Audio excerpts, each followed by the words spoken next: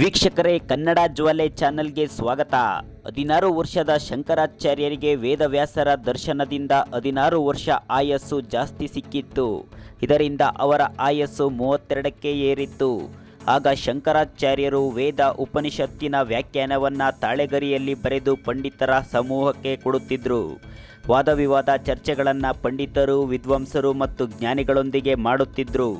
2 ತಿಂಗಳ ಕಾಲ ವಿವಿಧ ಭಾಗಗಳಿಂದ ಬರುತ್ತಿದ್ದ ಜ್ಞಾನಿಗಳೊಂದಿಗೆ ನಿರಂತರ ಚರ್ಚೆಯನ್ನ ಮಾಡಿ ಅವರನ್ನು ಸೋಲಿಸಿ ಅದ್ವೈತ ಸಿದ್ಧಾಂತವನ್ನು ಬೋಧಿಸಿದ್ರು. ಈ ಕಾಶಿಯಲ್ಲಿ ಹೆಸರುವಾಸಿಯಾದರೂ ಬದ್ರಿಗೆ ಹೋಗುವಾಗ ಕುಮಾರೆಲೆ ಭಟ್ಟರನ್ನ ಭೇಟಿಯಾಗಲು ಹೊರಟಾಗ ನಾರಾಯಣ ಭಟ್ಟರು ಸ್ವಲ್ಪ ತಡವಾಯಿತು. ಅವರ ಜೊತೆ ಚರ್ಚೆ ಮಾಡಲು ಸಾಧ್ಯವಿಲ್ಲ. ಏಕೆಂದರೆ ಬೌದ್ಧ ಧರ್ಮದವರು ಹಿಂದೂ ಧರ್ಮವನ್ನ ಟೀಕೆ ಮಾಡಿದಾಗ ಬೌದ್ಧ ಧರ್ಮವನ್ನ ಕುರಿತು ಬೌದ್ಧ ಧರ್ಮದ ಎದುರೇ ವಾದಕ್ಕೆ ನಿಂತಿದ್ದರು. ಇದರಿಂದ ಗುರುದ್ರೋಹ ಆಯಿತು ಎಂದು ದೇಹ ತ್ಯಾಗಕ್ಕೆ ಮುಂದಾಗಿದ್ದಾರೆ. ಅವರ ಶರೀರ ನಿಧಾನವಾಗಿ ಬೆಂದು ಹೋಗುತ್ತಿದೆ. ಇನ್ನು ಮುಂದೆ ವಾದ ಮಾಡಲು ಸಾಧ್ಯವಿಲ್ಲ ಎಂದರು. ಆಗ ಶಂಕರಾಚಾರ್ಯರು ಅಲ್ಲಿಗೆ ಹೋಗುತ್ತಾರೆ. ನಾನು ಶಂಕರಾಚಾರ್ಯ ಎಂದು ಕುಮಾರೆಲೆ ಭಟ್ಟರಿಗೆ ಹೇಳಿದಾಗ, ನಿಮ್ಮ ಬಗ್ಗೆ ಕೇಳಿ ತಿಳಿದಿದ್ದೇನೆ. ನೀವು ನನ್ನೊಂದಿಗೆ ವಾದ ಮಾಡಲು ಸಾಧ್ಯವಿಲ್ಲ. ಕರ್ಮ ಸಿದ್ಧಾಂತವನ್ನ ನನ್ನಷ್ಟೇ ಪ್ರಭಾವಶಾಲಿಯಾಗಿರುವ ನನ್ನ ಶಿಷ್ಯ ಮಂಡನೆ ಮಿಶ್ರ ಮಹಿಷ್ಮತಿಯಲ್ಲಿದ್ದಾನೆ. ಅವನೊಂದಿಗೆ ವಾದ ಮಾಡಿ ಎನ್ನುತ್ತಾರೆ. ಅಲ್ಲಿಂದ ಶಂಕರಾಚಾರ್ಯರು ಮಹಿಷ್ಮತಿಗೆ ಹೋಗಿ ಮಂಡನೆ ಮಿಶ್ರರೊಂದಿಗೆ ವಾದ ವಿವಾದಕ್ಕೆ ಮುಂದಾಗುತ್ತಾರೆ. ಶಂಕರಾಚಾರ್ಯರು ವಿಷಯ ಮಂಡನೆ ಮಾಡುತ್ತಾರೆ. ನಾನು ಸೋತರೆ ಸನ್ಯಾಸವನ್ನ ಬಿಟ್ಟು ಗೃಹಸ್ಥ ಲಕ್ಷಣದ ಶ್ವೇತ ವಸ್ತ್ರವನ್ನ ಧರಿಸುತ್ತೇನೆ. ತಾಯಿ ಉಭಯ ಭಾರತಿ ಮಂಡನೆ ಮಿಶ್ರರ ಹೆಂಡತಿ ಎಂದು ಅಲ್ಲ, ಮಹಾಜ್ಞಾನಿ ಎಂದು ಅವರ ತೀರ್ಪನ್ನು ಒಪ್ಪುತ್ತೇನೆ ಎನ್ನುತ್ತಾರೆ. ಮಂಡನೆ ಮಿಶ್ರರು, ನಾನು ಕರ್ಮ ಸಿದ್ಧಾಂತವನ್ನು ಪ್ರತಿಪಾದಿಸುತ್ತೇನೆ. ಒಂದು ವೇಳೆ ನಾನು ಸೋತರೆ ಸನ್ಯಾಸತ್ವವನ್ನು ಸ್ವೀಕರಿಸುತ್ತೇನೆ ಎನ್ನುತ್ತಾರೆ. ವೀಕ್ಷಕರೇ, ನೀವಿನ್ನೂ ನಮ್ಮ ಕನ್ನಡ ಜ್ವಾಲೆ ಯೂಟ್ಯೂಬ್ ಚಾನಲ್ಗೆ ಸಬ್ಸ್ಕ್ರೈಬ್ ಆಗಿಲ್ಲ ಅಂದರೆ ಸಬ್ಸ್ಕ್ರೈಬ್ ಆಗಿ, ಬೆಲ್ಲೈಕನ್ ಕ್ಲಿಕ್ ಮಾಡಿ, ಲೈಕ್ ಮಾಡಿ, ಶೇರ್ ಮಾಡಿ, ಕಮೆಂಟ್ ಮಾಡಿ, ನಮ್ಮನ್ನು ಸಪೋರ್ಟ್ ಮಾಡಿ. ಮಂಡನೆ ಮಿಶ್ರರು ಮತ್ತು ಶಂಕರಾಚಾರ್ಯರಿಗೆ ವಾದ ವಿವಾದ ಆರಂಭವಾಗುತ್ತೆ. ತಾಯಿ ಉಭಯ ಭಾರತಿ ತೀರ್ಪುಗಾರರಾಗಿರ್ತಾರೆ. ಮಹಿಷ್ಮತಿಯ ಜನರು, ವಿದ್ವಾಂಸರು, ಪಂಡಿತರು, ಜ್ಞಾನಿಗಳು ಸೇರಿರ್ತಾರೆ. ಮಂಡನೆ ಮಿಶ್ರರ ಪ್ರಶ್ನೆಗೆ ಶಂಕರಾಚಾರ್ಯರು ಹಿಂದೆ ಮುಂದೆ ಯೋಚನೆ ಮಾಡದೆ ಉತ್ತರವನ್ನ ಕೊಡುವುದು ನೋಡಿ ಮಂಡನೆ ಮಿಶ್ರರೇ ಬೆಕ್ಕಸ ಬೆರಗಾಗ್ತಾರೆ. 3 ದಿನಗಳ ಬಳಿಕ ಮಂಡನೆ ಮಿಶ್ರರು ಸೋಲನ್ನ ಒಪ್ಪಿಕೊಳ್ತಾರೆ. ಸನ್ಯಾಸವನ್ನ ಸ್ವೀಕರಿಸಲು ಒಪ್ಪಿಕೊಳ್ತಾರೆ. ಶಂಕರಾಚಾರ್ಯರು ಮಂಡನೆ ಮಿಶ್ರರಿಗೆ ಸನ್ಯಾಸ ದೀಕ್ಷೆಯನ್ನ ಕೊಟ್ಟು ಸುರೇಶ್ವರಾಚಾರ್ಯರು ಎಂಬ ಹೆಸರಿಟ್ಟರು. ಅಲ್ಲಿಂದ ಓಂಕಾರನಾಥಕ್ಕೆ ಬಂದು ತಮ್ಮ ಗುರುಗಳನ್ನ ನೋಡಿ ಎಷ್ಟು ವರ್ಷವಾಗಿತ್ತು. ಶಂಕರನ ಆದಿಯನ್ನ ಕಾಯುತ್ತಿದ್ದರು. ಗೋವಿಂದ ಭಗವತ್ಪಾದರು ಒಂದೇ ದಿನ ಏನೇನು ಮಾಡಿದ್ದೀಯಾ ಹೇಳು ಎಂದರು. ಶಂಕರಾಚಾರ್ಯರು ನಡೆದ ಎಲ್ಲ ಘಟನೆಯನ್ನ ಒಪ್ಪಿಸ್ತಾರೆ. ಮರುದಿನ ಶಂಕರಾಚಾರ್ಯರ ಸಾಧನೆಯನ್ನ ಕೇಳಿ ಜೀವನ ಸಾರ್ಥಕವಾಯಿತು ಎಂದು ಶ್ವಾಸವನ್ನ ಎಳೆದು ಪ್ರಾಣವನ್ನ ಬಿಡ್ತಾರೆ. ನರ್ಮದಾ ನದಿಯ ದಂಡೆಯ ಮೇಲೆ ತಮ್ಮ ಗುರುಗಳ ಸಮಾಧಿಯನ್ನ ಮಾಡ್ತಾರೆ. ಅಲ್ಲಿಂದ ಮೂಕಾಂಬಿಕಾ ಕ್ಷೇತ್ರಕ್ಕೆ ಬಂದಾಗ ತಾಂತ್ರಿಕರು ಪದ್ಧತಿಯನ್ನ ಬದಲಾಯಿಸಿರ್ತಾರೆ. ಸಣ್ಣ ಪುಟ್ಟ ಪವಾಡಗಳಿಂದ ಜನರನ್ನ ಭಯಪಡಿಸಿರ್ತಾರೆ. ಅಧರ್ಮವನ್ನ ಸೃಷ್ಟಿಸಿರ್ತಾರೆ. ಅವನ್ನೆಲ್ಲ ಸರಿಪಡಿಸಿ ಅದ್ವೈತ ಸಿದ್ಧಾಂತವನ್ನ ಸ್ಥಾಪನೆ ಮಾಡ್ತಾರೆ. ಮುಂದೆ ಕರ್ನಾಟಕದ ಬಲಿಗ್ರಾಮಕ್ಕೆ ಬಂದರು. ಪ್ರಭಾಕರ ಭಟ್ಟರ ಮಗನಿಗೆ ಬುದ್ಧಿ ಮಾಂದ್ಯವಾಗಿರುತ್ತೆ. ಆಗ ಅವನ ತಲೆಯ ಮೇಲೆ ಕೈಯಿಟ್ಟು ಆಶೀರ್ವಾದ ಮಾಡ್ತಾರೆ. ಇದ್ದಕ್ಕಿದ್ದಂತೆ ಆ ಹುಡುಗ ಪೂರ್ತಿ ಅದ್ವೈತ ಸಿದ್ಧಾಂತವನ್ನ ಹೇಳ್ತಾನೆ. ಗುರುದೇವ, ನಾನು ಜಡ ಅಲ್ಲ, ಚೈತನ್ಯ, ಮತ್ತು ನನ್ನ ಸನ್ನಿಧಿಯಲ್ಲಿ ಜಡವು ವಾಸ ಮಾಡುತ್ತೆ ಎಂದು ಹೇಳುವುದನ್ನ ಕೇಳಿ ಪ್ರಭಾಕರ ಭಟ್ಟರು, ಪಂಡಿತರು, ವಿದ್ವಾಂಸರಿಗೆ ಆಶ್ಚರ್ಯ ಮೂಡಿಸುತ್ತೆ. ಶಂಕರಾಚಾರ್ಯರು ಆ ಹುಡುಗನನ್ನ ಶಿಷ್ಯನಾಗಿ ಸ್ವೀಕರಿಸಿ ಹಸ್ತಮಲಕಾಚಾರ್ಯರು ಎಂಬ ಬಿರುದನ್ನ ಕೊಟ್ಟು ಅಲ್ಲಿಂದ ಶಿಷ್ಯರೊಂದಿಗೆ ಹೊರಡ್ತಾರೆ. ಅಲ್ಲಿಂದ ಶೃಂಗಗಿರಿಗೆ ಬರ್ತಾರೆ. ಅಲ್ಲಿ ಗಿರಿ ಎಂಬ ಹುಡುಗನು ಶಂಕರಾಚಾರ್ಯರಿಗೆ ಕಶ್ಯಪ ಬ್ರಹ್ಮರ್ಷಿ ಮತ್ತು ಋಷ್ಯ ಶೃಂಗರ ಬಗ್ಗೆ ಹೇಳಿರ್ತಾನೆ. ಅವನನ್ನ ಶಿಷ್ಯನಾಗಿ ಸ್ವೀಕರಿಸಿ ತೋಟಕಾಚಾರ್ಯರು ಎಂದು ಕರೀತಾರೆ.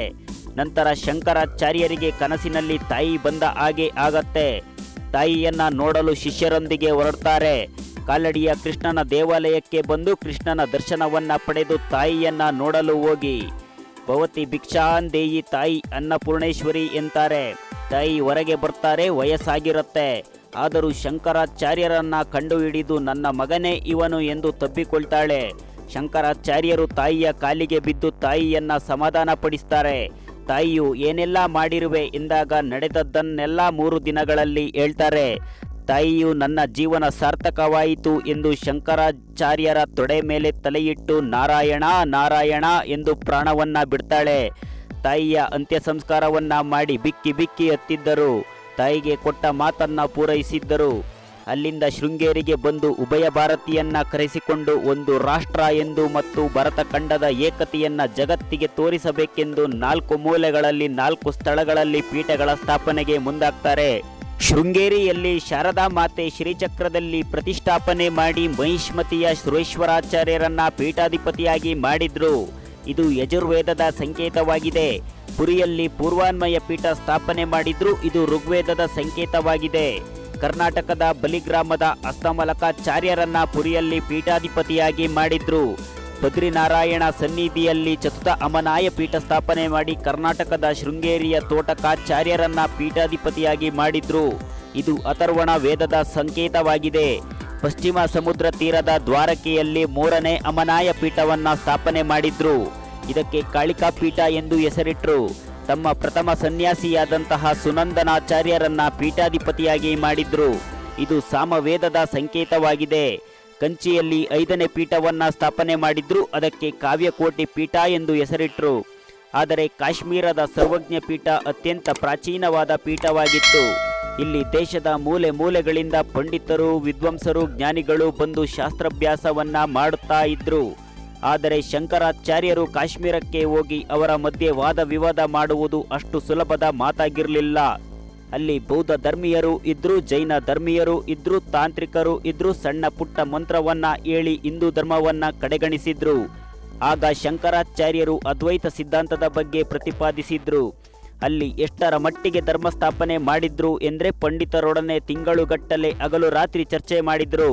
ವಿದ್ವಾಂಸರು, ಜ್ಞಾನಿಗಳು ಸಕಲ ವಿದ್ಯೆಗಳಲ್ಲಿ ನೈಪುಣ್ಯರಾಗಿದ್ರು. ಅವರ ಜೊತೆ ವಾದ ವಿವಾದ ಮಾಡಿ ಅವರು ಕೇಳುವ ಪ್ರಶ್ನೆಗೆಲ್ಲ ಉತ್ತರ ತಟ್ಟಂತ ಕೊಡುತ್ತಿದ್ದರು. ಜನಸಾಮಾನ್ಯರು ಕೂಡ ಶಂಕರಾಚಾರ್ಯರಿಗೆ ಪ್ರಶ್ನೆಯನ್ನ ಕೇಳುತ್ತಿದ್ದರು.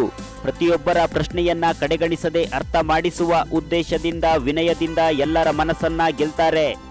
ಆಗ ಪಂಡಿತರು, ವಿದ್ವಾಂಸರು, ಜ್ಞಾನಿಗಳು ಸರ್ವಜ್ಞ ಪೀಠಕ್ಕೆ ಶಂಕರಾಚಾರ್ಯರೇ ಸರಿ ಎಂದು ತೀರ್ಮಾನ ಮಾಡಿ ಶಂಕರಾಚಾರ್ಯರು ಅಸಾಮಾನ್ಯರು, ಮಹಾನ್ ಪಂಡಿತರು, ಯಾವುದೇ ಸಂದೇಹವಿಲ್ಲ ಎಂದು ಸರ್ವಜ್ಞ ಪೀಠಾರೋಹಣಕ್ಕೆ ದಿನವನ್ನ ನಿಗದಿಪಡಿಸ್ತಾರೆ. ಎಲ್ಲ ಸಿದ್ಧತೆ ಪೀಠೋಪಹರಣಕ್ಕೆ ಸಿದ್ಧವಾಯಿತು. ಕಾಶ್ಮೀರದಲ್ಲಿ ಎಷ್ಟು ಸಂಭ್ರಮ ಇತ್ತು ಎಂದ್ರೆ ಪ್ರತಿಯೊಬ್ಬರ ಮನೆಯಲ್ಲಿ ಹಬ್ಬವಾಗಿ ಆಚರಿಸಿದ್ರು. ಸಾವಿರಾರು ವರ್ಷದಿಂದ ಸರ್ವಜ್ಞ ಪೀಠಕ್ಕೆ ಯಾರು ಪೀಠಾಧಿಪತಿಯಾಗಿರಲಿಲ್ಲ. ದೇಶದ ಮೂಲೆ ಮೂಲೆಯಿಂದ ಪಂಡಿತರು, ವಿದ್ವಾಂಸರು, ಜ್ಞಾನಿಗಳು ಬಂದಿದ್ರು. ದಾರಿಯುದ್ದಕ್ಕೂ ತೋರಣ, ಧ್ವಜಗಳು, ಮುಂದೆ ಸಾಗುತ್ತಿದ್ದ ಜನರ ಮೆರವಣಿಗೆ, ದೊಡ್ಡ ದೊಡ್ಡ ಘೋಷಣೆ. ಶಂಕರಾಚಾರ್ಯರ ಶಿಷ್ಯರು, ಸಾಧು ಸಂತರು ಇದ್ದರು.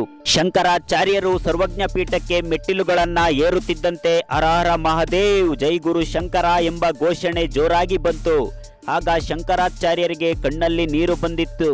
ಕೃಷ್ಣನನ್ನ, ಪರಮ ಗುರುವಾದ ವೇದವ್ಯಾಸರನ್ನ, ತಾಯಿಯನ್ನು, ತಾಯಿ ಶಾರದೆಯನ್ನ, ಗುರುವಾದ ಗೋವಿಂದ ಭಗವತ್ಪಾದರನ್ನ ತಾವು ನೆನೆದು ಬಂದ ಆದಿ ಕಣ್ಣ ಮುಂದೆ ಬಂದಂತಾಯ್ತು. ಸರ್ವಜ್ಞ ಪೀಠದ ಮೇಲೆ ಆರೋಹಣ ಮಾಡಿದರು. ಶಂಕರಾಚಾರ್ಯರು ಪೀಠದ ಮೇಲೆ ಕುಳಿತು ಮಾಡಿದ ಭಾಷಣ ಹೇಗಿತ್ತೆಂದರೆ ಧ್ವಜ ಪತಾಕೆಯಂತೆ ಇತ್ತು, ಯುದ್ಧದ ಕಹಳೆಯಂತೆ ಇತ್ತು, ಕೃಷ್ಣನ ಬೋಧನೆಯಂತೆ ಇತ್ತು, ಎಚ್ಚರಿಕೆ ನೀಡುವ ಗಂಟೆಯಂತಿತ್ತು. ಪ್ರತಿಯೊಬ್ಬರ ಕಣ್ಣಲ್ಲಿ ನೀರು ಬರುವಂತಿತ್ತು. ಪಂಡಿತರು, ಜ್ಞಾನಿಗಳು, ವಿದ್ವಾಂಸರುಗಳು ಕಣ್ಣಲ್ಲಿ ನೀರು ಬಂದಿತ್ತು. ದೇಶದ ವಿವಿಧ ಭಾಗಗಳಿಗೆ ಹೋಗಿ ತಾಂತ್ರಿಕರನ್ನ ಮಟ್ಟ ಹಾಕಿದರು. ಇಷ್ಟೆಲ್ಲ ಮಾಡಿದಾಗ ಶಂಕರಾಚಾರ್ಯರ ದೇಹ ದಣಿದಿತ್ತು. ಅತಿಯಾದ ಕೆಲಸದಿಂದ ಊಟ, ತಿಂಡಿ, ನಿದ್ದೆ ಬಿಟ್ಟಿದ್ದರು. ವಯಸ್ಸು 32 ಆಗಿತ್ತು. ಆಗ ಶಿಷ್ಯರಿಗೆ ಇವರ ಕೈಯಿಂದ ಊಟವನ್ನ ಬಡಿಸಿ ಕೈ ತೊಳೆದಿದ್ದರು. ಶಿಷ್ಯರಿಗೆ ಸ್ನಾನವನ್ನ ಮಾಡಿಸಿದ್ದರು. ಶಿಷ್ಯರಿಗೆ ಯಾವುದೇ ಕಾರಣಕ್ಕೂ ಎಂತಹ ಕಷ್ಟ ಬಂದರೂ ಅದ್ವೈತ ಸಿದ್ಧಾಂತದ ಪ್ರಚಾರವನ್ನ ನಿಲ್ಲಿಸಬಾರದು, ಧರ್ಮ ಪ್ರಚಾರವನ್ನ ಮಾಡಬೇಕು ಎಂದು ವೇದ, ಉಪನಿಷತ್ತು ಮತ್ತು ಅವುಗಳ ವ್ಯಾಖ್ಯಾನಗಳ ಬಗ್ಗೆ ಹೇಳಿ ನಾನು ಕೈಲಾಸಕ್ಕೆ ಹೋಗುವ ಸಮಯ ಬಂದಾಯಿತು.